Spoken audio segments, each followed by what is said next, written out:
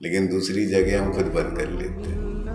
तो बहरहाल ये बेईमानी करता है। तो ये अकॉर्डिंग टू द कुरान, जिसको सौम, उपवास, रोजा कहा जाता है, फास्ट, एक्चुअल जो किताब है, किताब वो यही है, किताबुस्सौम, रोजे की किताब, सौम की किताब। और यही ईश्वर की, यही अल्लाह की किताब है जिसको किताबुस्सौम कहा जाता है। किताबुस्सौम जब कहा जाता है तो उसमें आपको ये बात बताई जाती है कि आपका प्रकृति से और प्रकृति का आपसे लेन देन क्या है। देखिए, हम जो कुछ भी ले रहे हैं और जो कुछ भी हमको दिया जा रहा है वो अल्लाह ही की तरफ से दिया जा रहा है। बस फ़र्क ये है कि वो हमको डायरेक्ट ना दे के इनडायरेक्ट दे रहा है, कि हमारे और उसके बीच में उसने अपनी प्रकृति, जिसको अर्द समा, ज़मीन और आसमान कह लें, या मैटर और नॉन मैटर्स कह लें, प्रकृति कह लें, इसको उसने बीच में रखा है। तो इंसान का सारा लेन देन कुदरत से, यानी उसकी प्रकृति से है। और प्रकृति से लेन देन का मतलब ही ये है कि अल्लाह से तुम्हारा सारा लेन देन है। इसी लेन देन को उपवास, सौम कहा जाता है। अब क्या है, चूँकि अपने दिमाग में सौम, उपवास, रोज़ा, फास्टिंग ऐसा डाल दिया गया है कि जब भी ये वर्ड यूज़ किया जाता है तो हमारे दिमाग में इमेज ये बनती है कि बस अपने को खाना पीना दिखाई देता है, कि इससे इस टाइम नहीं खाना है और इस टाइम खाना है। मतलब पूरा जहन कहाँ चला जाता है? खाने की तरफ, पानी की तरफ। सौम, उपवास, रोज़ा, फास्टिंग, इस वर्ड को आप लोग समझिए कि इस वर्ड का मतलब है प्रकृति से कम्युनिकेशन करना, तालमेल बनाना, लेन देन करना। प्रकृति के साथ लेन देन करना। तो कैसे करोगे आप? प्रकृति से लेन देन आप कैसे करोगे? गौर करो इस बात को जो मैं बोल रहा हूँ। मान लीजिए सूरज से आपको कोई लेन देन करना है, कैसे करोगे? चांद से आपको लेन देन करना है, कैसे करोगे? ज़मीन से आपको लेन देन करना है, कैसे करोगे? और करना ये आपको लेन देन ही है। तो गौर करिए कि ये जो हमारे 5 सेंसेस है, +1 6 सेंसेस, वहीं अगर हम देखें कि नेचर के जो एलिमेंट्स हैं वो भी 5 + 1 6 हैं। 5 एलिमेंट्स, जैसे कि आपने सुना है कि आकाश है, वायु है, अग्नि, आग है, पानी, जल, मिट्टी, पृथ्वी और जीवन। इसी तरीके से इनके साथ जो कम्युनिकेशन के लिए उसने जो एलिमेंट्स दिए हैं वो हैं हमारे 5 + 1 6 सेंसेस। तो एक तो मटेरियलिस्टिक हैं, वो एलिमेंट्स हैं जो कि फिजिकल है, जिसको हम दुनिया कहते हैं या जिसको हम ब्रह्मांड कहते हैं। तो वो फिजिकल एलिमेंट्स हैं जिसमें आसमान है, आकाश, वायु, हवा, अग्नि, आग, पानी, जल, पृथ्वी, ये फिजिकल, मतलब इसी को ब्रह्मांड कहते हैं, इसी को कायनात कहते हैं। अब इसी के साथ कम्युनिकेशन करने के लिए, कलाम करने के लिए, बातचीत करने के लिए, लेन देन करने के लिए इंसान को इंद्रियां दी गई, सेंसेस दिए गए, ताकि ये ब्रह्मांड के साथ, कायनात के साथ कम्युनिकेशन कर सके।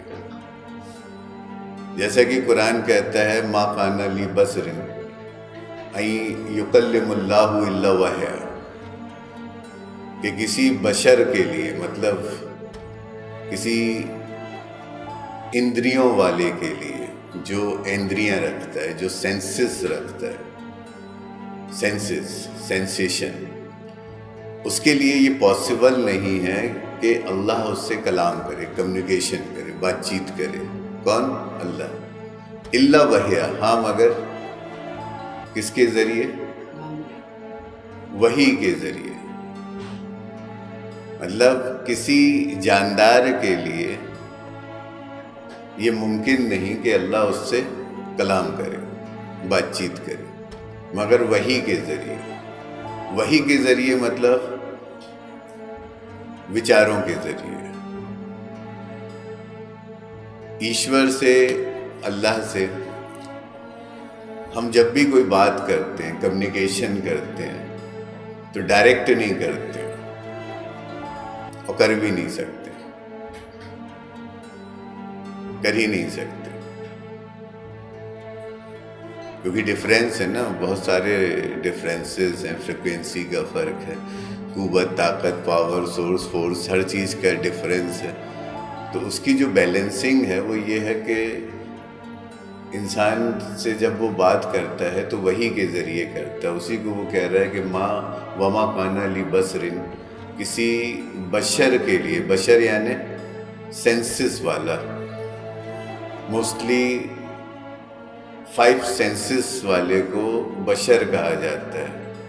मतलब 5, देखिए सेंसेस का मतलब समझ लीजिए कि इंसान को जो इंद्रियां मिली हैं, सेंसेस मिले हैं, जिसको अपन हवास कहते हैं, इसी को एहसास भी कहा जाता है। तो इसकी जो गिनती है वो 5 है, जो कि एक्सटर्नल है, जिसमें सुनना, देखना, सूंघना, चखना और छूना, महसूस करना। तो ये एक्सटर्नल है, ज़ाहिरी। इंटरनल जो हमको सेंसेस मिले हैं वो 2 मिले हैं, जो कि एक ही सिक्के के 2 पहलू हैं, जिसको हम EQ और IQ कहते हैं, जो कि ब्रेन के 2 पार्ट हैं। एक जो पार्ट ऑफ इमोशंस है और एक वो जो पार्ट ऑफ कैलकुलेशंस है। तो EQ मतलब इमोशनल कोड्स और IQ मतलब इंटेलिजेंस कोड्स। तो इंसान का जो राइट है, राइट हैंड का काम ये होता है कि ये इंसान के इमोशंस को लीड करता है। किसको? इमोशंस को। ये भावनात्मक होता है, इमोशनल होता है इंसान का जो राइट है। इसी को राइट ब्रेन कहा जाता है, इसी को राइट हैंड कहा जाता है, इसी को इंसान का राइट कहा जाता है, जो कि इमोशनल होता है, जज्बाती होता है, भावनात्मक होता है। जब भी किसी का राइट मुतासिर हो, प्रभावित हो, तो आप समझ जाओ कि वो कहीं ना कहीं और कोई ना कोई इमोशंस ने उसके ऊपर अटैक किया है, इसीलिए उसका राइट मुतासिर हुआ है, प्रभावित हुआ है। उसी तरीके से जो इंसान का लेफ्ट है, उसका काम है कैलकुलेशन करना। तो कैलकुलेशन मतलब हमारे लेफ्ट के साथ ब्रह्मांड, यूनिवर्स की कनेक्टिविटी बनी हुई है लेफ्ट के साथ। इंसान लेफ्ट के साथ किससे जुड़ा हुआ है? यूनिवर्स से। थोड़ा सा ध्यान से सुनिएगा ये सब बातों को। हमारा जो लेफ्ट ब्रेन है, जो लेफ्ट है, ये यूनिवर्स से जुड़ा हुआ है, कायनात से, ब्रह्मांड से। ये यूनिवर्स से जुड़ा हुआ है। यूनिवर्स के साथ हम जो भी कम्युनिकेशन कर रहे हैं, जो भी लेन देन कर रहे हैं, वो लेफ्ट से कर रहे हैं, कैलकुलेशन के साथ कर रहे हैं। जैसे मान लीजिए सूरज के साथ आप जब भी जुड़ते हैं तो अपने लेफ्ट से जुड़ते हैं, ना कि राइट से, क्योंकि आप उसको कैलकुलेशन में लेते हो कि हाँ दिन निकल रहा है, दोपहर हो गई है, शाम हो गई है, सूरज जो है वो ईस्ट से आ रहा है, वेस्ट में वो जा रहा है, सूरज का आना जाना 24 घंटे में है। तो ये सारी गणित आप सूरज के बिहेवियर से ले रहे हो ना, और उसको कैलकुलेट कर रहे हो, और उससे फिर आप अपने कामों की मियाद, अपनी दिनचर्या को बना रहे हो, उसका प्रोग्राम सेट कर रहे हो। उसी तरीके से चांद से अपन महीनों की गिनती देखते हैं कि महीना कितने दिन का है, 29 दिन का है, 30 दिन का है, 31 का है या 28 का है। तो ये गिनती हम कहाँ से पकड़ रहे हैं? ये कैलकुलेशन भी हम चांद से पकड़ रहे हैं। तो ये सब कैलकुलेशन हम कहाँ से ले रहे हैं? ज़मीन पे आप देखिए कि ज़मीन पे जो एनवायरनमेंट है उससे हम एक पूरे साल की कैलकुलेशन निकालते हैं कि बारिश की क्या पोजीशन है, कितने महीने बारिश हुई, कितने इंच हुई, कैसी हुई। फिर उससे हम फसल का अंदाज लगाते हैं कि फसल कैसी होगी, कैसी नहीं होगी। फिर फसल जो है वो हमारी इकोनॉमी को बताती है कि इकोनॉमी हमारी इस साल की अच्छी रहेगी कि ख़राब रहेगी।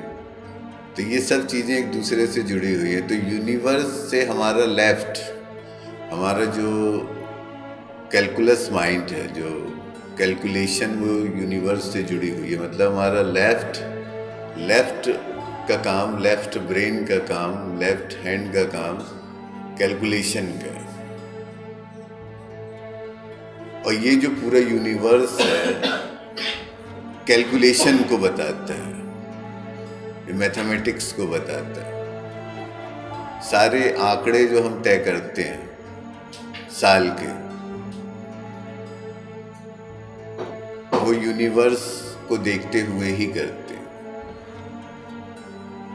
हमारी जो अर्थव्यवस्था है, निज़ाम मईशत है, अलावा जो इंसान की सेहत, स्वास्थ्य की का जो रिलेशन है, या उसकी भी जो खबरें हैं, वो भी यूनिवर्स से जुड़ी हुई है। तो जितना भी इंसान की ज़िंदगी से जुड़ी जो भी कैलकुलेशन है, कैलकुलेशंस है, वो यूनिवर्स से जुड़ी हुई है।